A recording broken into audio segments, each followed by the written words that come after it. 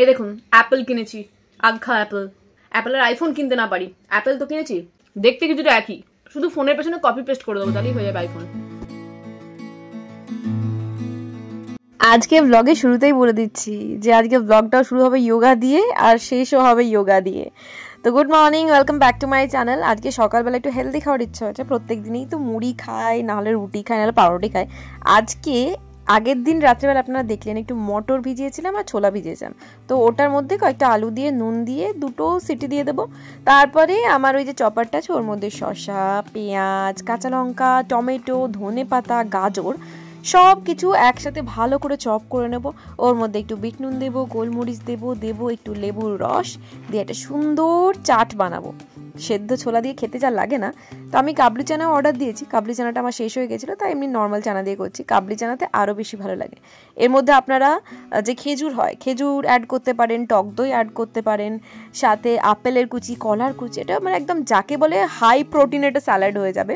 আর খেলেও না অনেকক্ষণ পেটটা ভর্তি থাকবে, খিদে পাবেন না। এরকম একটা জিনিস কিন্তু বাচ্চাদের টিফিনেও দেওয়া যায়, যদি বাচ্চারা পছন্দ করে। তো আমি এখানে অল্প একটু অলিভ অয়েলও দিয়ে দিচ্ছি। যেহেতু আমি এখানে নর্মাল ছোলা ইউজ করেছি আর এখানে কোনো ফল অ্যাড করিনি, তাই আমি পেঁয়াজটা দিলাম। যদি আপনারা ফল অ্যাড করেন তাহলে পেঁয়াজটা অ্যাভয়েড করবেন, ভালো লাগবে না খেতে। না আমি একদম ডায়েটে নেই আর ডায়েট কন্ট্রোল করিও না, বাট যারা করেন তাদের জন্য বলছি, এটা কিন্তু ফাটাফাটি হবে। অনেকে এর মধ্যে পনিরও দেয়, অনেকে আবার চিকেনও দেয়, বাট আজকে আমি full on high protein diet high protein খাবার একটা খাবো ব্রেকফাস্ট। এখানে দেখতে পাচ্ছেন এই এগ পোচ প্যানটা আমি নিয়েছি, এর মধ্যে দুটো এগ পোচ আমি বানাবো, একটা আমার জন্য একটা মায়ের জন্য। ওপর থেকে গোলমরিচ আর বিট নুন ছড়িয়ে গরম গরম খাবো। ছোট থেকে হাফ বয়েল ডিম বা এগ পোচ আমার ভীষণ পছন্দের। অনেকে এই জিনিসটা খেতে পারে না জানি, লাল লাল করে বা আষ্টে গন্ধ ছাড়ে, বাট আমার প্রচণ্ড পছন্দের। ইভেন আমার সেদ্ধ ডিমের থেকেও কিন্তু হাফ বয়েল বেশি ভালো লাগে। Good morning everyone, welcome back to my channel. সকালবেলা একটা দুর্দান্ত পেট কমানোর যোগা করলাম, ভীষণ টাফ, ঠিক আছে, পুরো দম বেরিয়ে গেছিল আজকে। তো আজকে ভাবলাম এই ছোলা মটর কাল থেকে ভিজিয়ে রেখেছিলাম, ছোলা মটরটা ভিজিয়ে রেখেছিলাম মুড়ি খাওয়ার জন্য, বাট দেখলাম আজকে একটু স্যালাড বানিয়ে খাওয়া যাক। ঠিক আছে, সকালবেলা রোজ এত বেশি খাচ্ছে, শীতকালে বেলা এত ছোট না, মানে খাবারগুলো পরপর খেয়ে না হজম হচ্ছে না, ওই জন্য অনলি প্রোটিনস। খুব লিমিটেড দিনে আমি ডিমের পোচ করে খাই, আজকে ইচ্ছে হলো পোচ করে খেতে। মা একটা খাচ্ছে, আমি একটা খাচ্ছি। এই যে পুরো একদম অথেন্টিক পোচ হয়েছে, যাকে বলে ভেতরটা পুরো স্লারি মতো তল করছে, মানে পুরো ফুল অফ প্রোটিন। আর একটা বিস্কিট নিয়েছি চা দিয়ে খাবো বলে, আগে বিস্কিটটা দিয়ে খেয়ে নিই। আমি দেখলাম যে স্যালাডে নুন ঠিক আছে কিনা, না আবার নিচে গিয়ে নুন আনতে হতো। এবার মুভি দেখতে দেখতে খাই, 5 মিনিট খাওয়া হয়ে গেলে নিচে। আমি যে সিরিজগুলো দেখি না সেগুলো তো আর একবারে টাইম পাই না দেখার মতো, সেই জন্য মাঝে মাঝে ব্রেক নিয়ে দেখি। একটু করে খাবার টাইমে যখন খেতে বসি, যখন ব্রেকফাস্ট করি, বা একটু যখন মি টাইম থাকে, হাতে সময় থাকে, তখন একটু করে দেখে নিই। দিয়ে এইভাবে সারাদিন মোটামুটি একটা বেশ আনন্দের মধ্যে কাটে। আর জানেন আমার ক্রাইম সিরিজ দেখতে কত ভালো লাগে, থ্রিলার এইগুলো। তো এখন আমি দেখছি হটস্টারে ক্যান্ডি বলে একটা সিরিজ, যেটা বেশ থ্রিলার। আমি আগের দিনই আপনাদেরকে বলেছিলাম, আপনারা দেখতে পারেন, সিরিজটা বেশ ভালো, একটু অন্যরকম। তো চলে এসেছি আমি রান্না করে। বলে দিই আজকে ওই যে কালকে লোটে মাছ আমি অর্ধেক তুলে রেখেছিলাম, অর্ধেক আজকে হবে ঝুড়ি, লোটে মাছের ঝুড়ি। আমার গোটা লোটেটা না ভালো লাগেনি, সুলতা দি বলেছিল গোটা লোটে, তারপরে টিভি এই মোবাইলেও এক জায়গায় দেখেছিলাম, বাট আমার ভেতরটা না লাল ঘুরছে, আমার ভালো লাগেনি। তো আজকে আমি ঝুড়ি করবো। আর ওই মা বাবা তো এইসব খায় না, আমাদের মাছটা না একটু ওই অল্প তেঁতুল দিয়ে, মানে সব মশলাই দেবো, একটু তেঁতুল দিয়ে করবো, বেশ মানে টক ঝোলটা খেতে হেভি লাগে। আমার নদীর আর মায়ের মতো করবো ঝোলটা। আর উচ্ছে আলু ভাজা হয়েছে, ডাল হয়েছে, ব্যাস।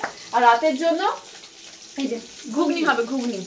কড়াটাকে ভালো করে গরম করি। লোটে মাছ রান্নায় কি দেখাবো, সেটা একই লোটে মাছ রান্না যেরকম ভাবে করে, আলাদা করে কিছু দেখাচ্ছি। আমাদের মোটামুটি যেরকম হয়, আমাদের পাড়ায় মা যখন রান্না করতো, ভালো মন্দ কিছু হলে ঝড়দার মাকে দিত, রূপাদির মাকে দিত, মনিকাদির মাকে দিত, বা ওরাও যখন রান্না করতো আমাদের কিছু পাঠাতো, বা বাড়িতে যখন কোনো ভালো ফল টল হতো, তো সেরকম আমাদের মধ্যেও এখানে হয়। আমি কিছু ভালো মন্দ রান্না করলে সুস্মিতা, তারপরে পূজাকে পাঠায়, পূজা কিছু রান্না করলে আমাদের সবাইকে দেয়। তো আগের দিনে আমি গোটা লোটে যখন করেছিলাম সুস্মিতাকে দিয়েছিলাম, তো আজকেও আমি লোটে মাছ করছি। তো এই ঝুড়িটা আজকে দেবো পূজাকে। যদিও পূজাও এই লোটে মাছ প্রায়শই রান্না করে বাড়িতে, আর ও রান্না করে খুব সুন্দর, মানে ও রান্নার হাত খুব ভালো। তো আজকেও আমাকে দিয়ে গেছিলো কাঁচকলার কোপ্তা, নিরামিষ। আমি আজকেও খাবো আর কালকের জন্য রেখে দেবো, কালকে ভাবছি বৃহস্পতিবার আছে তো। আর আমি ওকে দিয়ে পাঠিয়েছিলাম লোটে মাছ। এদিকে সুস্মিতাও বাড়িতে বানিয়েছিল হচ্ছে চিংড়ি মাছ দিয়ে পেঁয়াজ করি, বেশ সুন্দর বানিয়েছিল, মানে বেশ ভালো লাগলো খেতে ওর রান্নাটা। আমি অনেকবার দেখানো সত্ত্বেও আপনারা সেম কোয়েশ্চেন করেছেন আমি কোন মানে পা ফাটার ক্রিমটা লাগাই। এটা দেখতে পাচ্ছেন বডি ওয়াইজের 20% ইউরিয়া রোল অন, পারলে আমি পুরোটা ট্যাগ করে দেবো, ভীষণ ভালো, মানে যাকে বলে 2-3 দিনের মধ্যে আপনার গোড়ালি ফাটার সমস্যা চলে যাবে। বাট এটা কিন্তু পায়ের তলা স্কিনকেও সেন্সিটিভ করবে, কারণ মানে যাই হোক আর কি, মানে এটা খুব তাড়াতাড়ি রেজাল্ট দেবে। বাট যখন দেখবেন পাটা ঠিক হয়ে গেছে না, তখন এটা লাগানো ছেড়ে দেবেন, তখন নর্মাল ফুড ক্রিমগুলো লাগাবেন। বাট যখন দেখবেন পায়ে প্রচণ্ড বাজে অবস্থা, তখন এটা দিয়ে কন্টিনিউ করবেন, কারণ তখন ওই বোরোলিন আপনার কোনো কাজ করবে না। আর আপনারা যদি আমার শাশুড়ি মায়ের মতো থ্রু আউট দ্য ইয়ার পায়ের তলায় বোরোলিন লাগান বা ঠোঁটের বোরোলিন লাগান, তাহলে এই সমস্যাটা আপনাদের হবে না। বাট যদি আমার মতো হন আর কি, পায়ের তলার যত্ন সবার শেষে নেন, মানে শীত পড়ে গেছে, পাটা ফেটে গেছে, তারপরে আপনারা পায়ের যত্ন নিচ্ছেন, সেরকম করলে তো হবে না।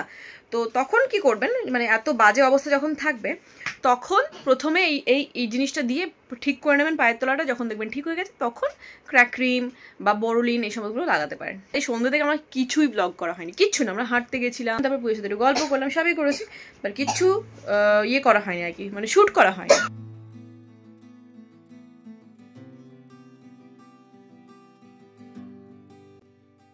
কাল রাত থেকে নদীর আবার হঠাৎ করে পেটে ব্যথা শুরু হয়েছে, মানে ও বলছে যে গ্যাস হয়েছে আমার মনে হয়। তো রাত্রেবেলা ও না রুটিটা খেতে চাইছিল না, আর আমি জোর করেই বললাম, আমি ভাবলাম যে হয়তো মাঝে মাঝে যেরকম ন্যাগিং করে সেরকমই করছে, বাট সত্যি ওর খিদে ছিল না, আর আমি জোর করে রুটিটা খাইয়েছিলাম। তো তারপর থেকে হয়তো গ্যাস ফ্যাস হয়ে গেছে। সকালবেলা উঠে আমি ওকে গ্যাসের ওষুধও দিয়ে দিয়েছি আর বমির ওষুধও দিয়ে দিয়েছি, বমি পাচ্ছিল বলে। কিন্তু স্কুল কামাই তো কিছুতেই করা যাবে না, এখন এক্সাম চলছে, ক্লাস টেস্ট চলছে, এখন স্কুল কামাই করলে মুশকিল। তো ওকে ওষুধ টষুধ খাইয়ে আমি একদম রেডি করে দিয়েছি, আশা করি যে এখন আর প্রবলেম হবে না।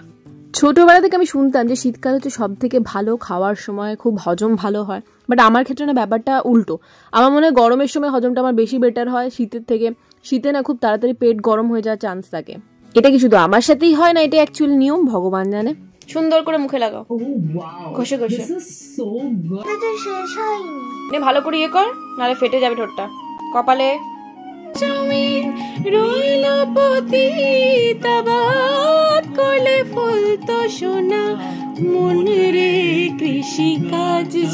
সকালবেলা স্নান টান করে ভগবানের নাম কীর্তন করলে মন এমনিতেই ভালো যায়, আর সাথে না মানে সারা দিনটা খুব পজিটিভ ওয়েতে কাটে। আপনারাও চেষ্টা করে দেখতে পারেন। আর এই যে জবা ফুলগুলো দেখছেন, এগুলো আমি গাছ থেকে তুলে নিয়ে এসেছি, এগুলো শুকিয়ে চুলের একটা জিনিস তৈরি করবো, কারণ আমার চুলের অবস্থা না খুব খারাপ, প্রচন্ড হেয়ার ফল। সবকিছু তো ট্রাই করে ফেলেছি, ঠিক আছে, বাট পিসিওডি প্রবলেম তো জানেন, পিম্পল সাথে চুল পড়া, মানে এত বেশি প্রবলেমেটিক হচ্ছে না। বাট আসল কারণটা আমার যেটা মনে হচ্ছে সেটা হচ্ছে হেয়ার কালারিং। আমি প্রায় 15 দিন ছাড়া ছাড়া রুটে হেয়ার অ্যাপ্লিকেশন করছি, সরি কালার অ্যাপ্লিকেশন করছি।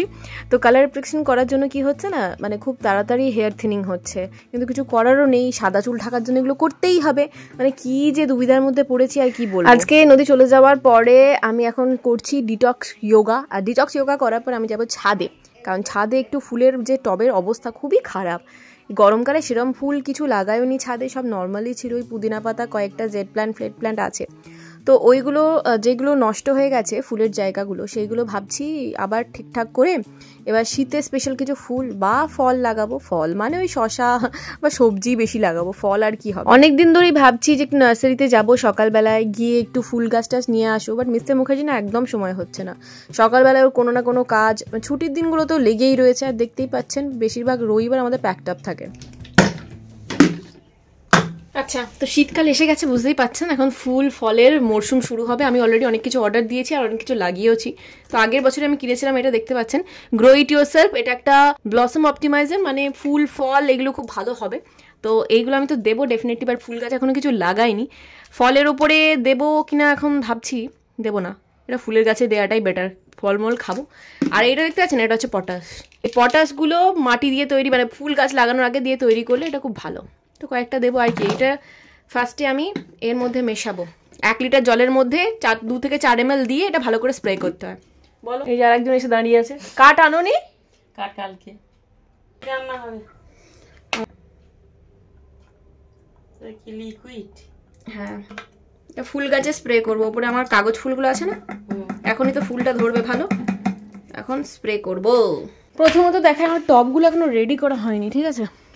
আমার গরমের টবের যেমন অবস্থা সেরকমই, তার মধ্যে কয়েকটা টব পুরো ভেঙে অবস্থা খারাপ। এই দেখছেন কয়েকটা ফাঁকা টব, যেরকম এইটা ফাঁকা আছে, এইটা ফাঁকা আছে। এর জন্য শশা ফশা অনেক কিছু আমি কিনে রেখেছি, সব লাগাবো। ওপরে ফল আর নিচে ফুল থাকবে। আর এইটা তো পুদিনা পাতা আছে। আর এই যে এইটা দেখেছেন, এইটা এখন না ফুল আসার সময়, কাগজ ফুলে ছোটো ছোটো পাতা এসেছে, বাট ফুল আসেনি। তো এটা মাটিটা একটু লুজ করবো, আর এই গাছে আমি একটু এই স্প্রেটা দেবো, ভালো ফুল আসবে। আমার গার্ডেনিং করার জন্য যে সমস্ত ইকুইপমেন্টগুলো ছিল না, বেশিরভাগই না নষ্ট হয়ে গেছে। প্রায় 4-5 বছর আগে কিনেছিলাম, তো এগুলো জং ধরে একদম নষ্ট হয়ে গেছে। সেই জন্য অ্যামাজন থেকে একটা কিট অর্ডার করলাম, যেটার মধ্যে গ্লাভসও আছে, তো ভালো হবে জিনিসটা। আর এই যে মোটা মোটা শক্ত শক্ত ডালগুলো আছে না, সেইগুলো তো আর এই নর্মাল কাঁচিতে কাটা যায় না, তো ওই প্ল্যান্ট কাটার যে হয় মোটা মোটা, তো সেটার একটা কাঁচিও অর্ডার করেছি। গরমে যে গাছগুলো ফুল দেয় ওগুলো একদম কেটে ছোট করে দেবো, যাতে গরমের সময় ভালো ফুল ধরে।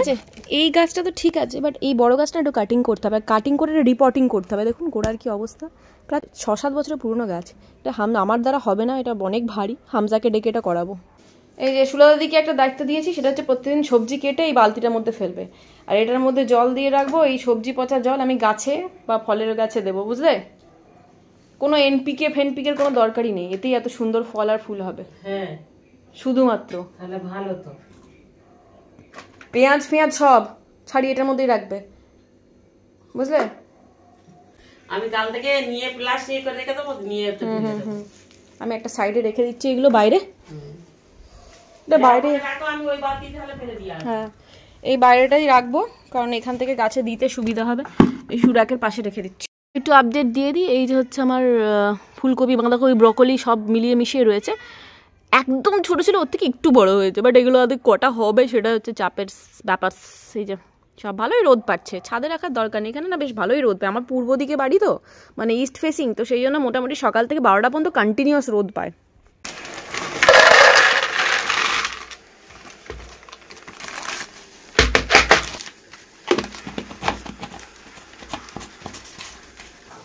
ওকে, দেখতে পারেন আজকে সকাল থেকে খুব ব্যস্ততার মধ্যে কেটেছে। আজকে গাছপালা, ছাদের গাছপালা টালা সব, আমার সব কিছু প্ল্যাটিং রেডি। হামজাকেও ফোন করেছি, কালকেও আসবে।